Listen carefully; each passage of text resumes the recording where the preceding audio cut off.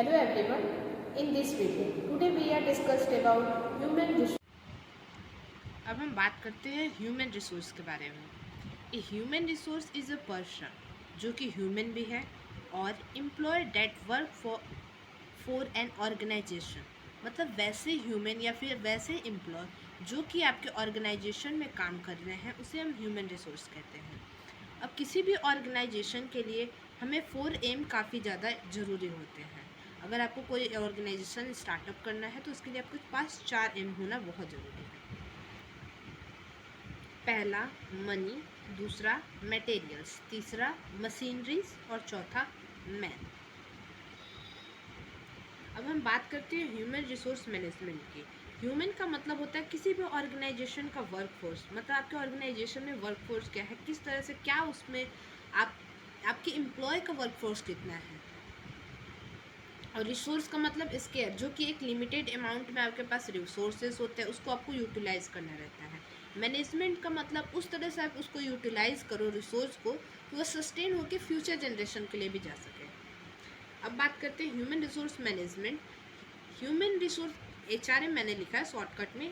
HRM means to all the manage of people, मतलब पूरे organisation में जितने भी वर्कर्स हैं आपके, आप उनको मैनेज करते हो, उसको हम ह्यूमन रिसोर्स मैनेजमेंट कहते हैं।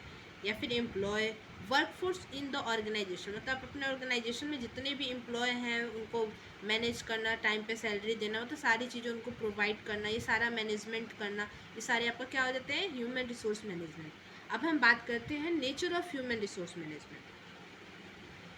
पीपल ओरिएंटेड होता है, मतलब यहाँ पे आपके एम्प्लॉय ही काम करते हैं। इंडिविजुअल लेवल पे भी पर्सन यहाँ पे काम करते हैं। एक्शन ओरिएंटेड, आपको कोई वर्क के बारे में बताया, न्यू प्रोजेक्ट स्टार्ट किया तो आप उस पर एक्शन लेते हो।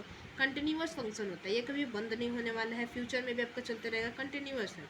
फ्यूचर ओरिएंटेड, अगर आप इसमें अच्छा काम करते हो तो फ्यूचर में भी आपको अच्छा इसमें पोजीशन आपको मिल सकता है, फ्यूचर ओरिएंटेड भी होता है। फिर आपकी ऑर्गेनाइजेशन काफ़ी अच्छा काम करती है तो फ्यूचर में आपके गोल्स अचीवमेंट भी काफ़ी ज़्यादा हो सकते हैं। Science as well as art, आपका HRM साइंस भी है एज वेल एज आर्ट भी है। चैलेंजिंग फंक्शन भी इसमें होते हैं आपको।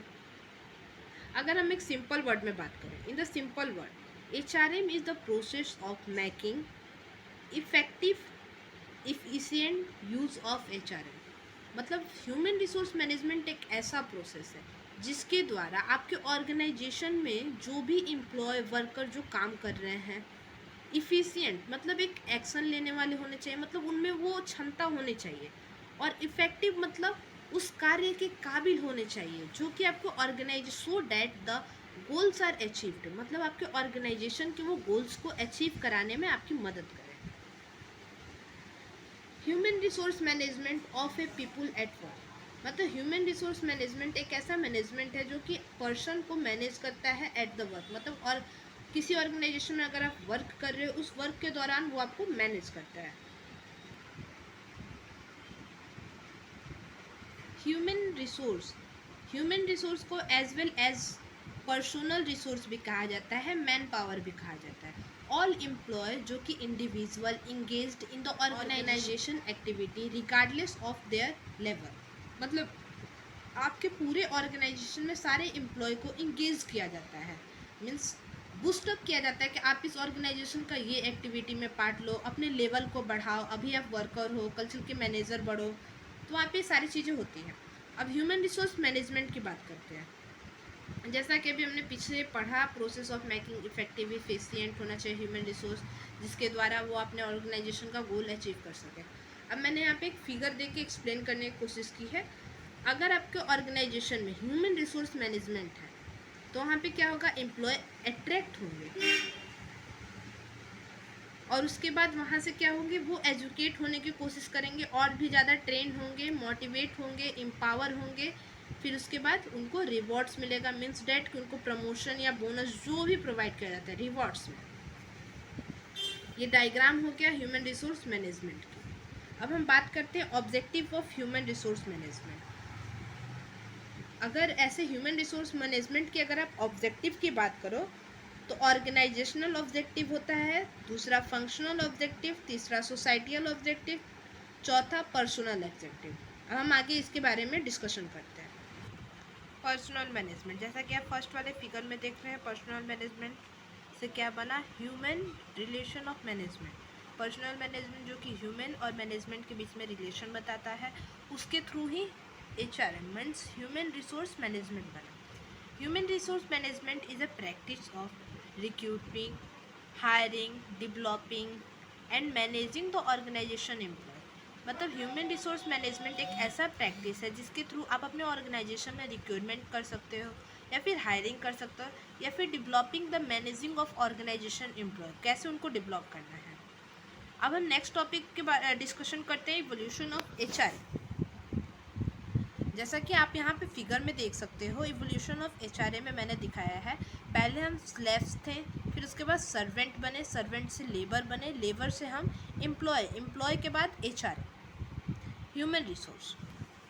यहाँ पे एक फिगर मैंने डिज़ाइन किया हुआ है, आप इसमें सारा डेट और टाइम देख सकते हो, किस टाइम में क्या क्या वेलफेयर ऑफिसर आए, उसके बाद labour manager, personal manager, HRM, उसके बाद ह्यूमन कैपिटल अब नेक्स्ट आ गया। ये ऑर्गेनाइजेशन का स्कोप है, अगर आप यहाँ से ऐसे देखो तो आप इसको ड्रॉ कर सकते हो, बट ईजिली आपको यहाँ इस फिगर में समझने में होगा। नेक्स्ट हम डिस्कस करते हैं रोल ऑफ HRM मैनेजर। मतलब ह्यूमन रिसोर्स मैनेजर के क्या क्या रोल होते हैं। इनके 3 रोल होते हैं, एडमिनिस्ट्रेटिव रोल, ऑपरेशनल रोल और स्ट्रेटेजिक रोल। नेक्स्ट पेज में अब हम डिस्कशन करते हैं।